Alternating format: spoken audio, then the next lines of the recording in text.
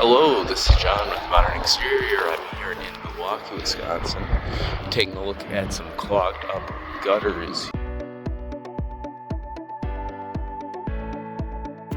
So it's best to start out with just grabbing stuff by hand, making sure you're getting this denser stuff and throwing it down if you can. Otherwise, if you bring a bag up with you, you can use that and dispose of the waste a bit easier afterwards. We're just going to throw it down.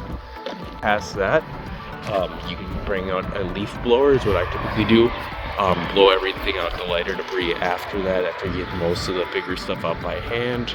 And then you want to make sure that you do a thorough job cleaning out all the downspouts, making sure the outlets are clear.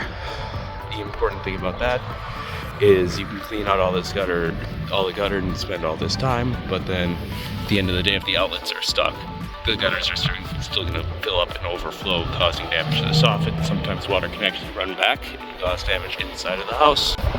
This is John signing off.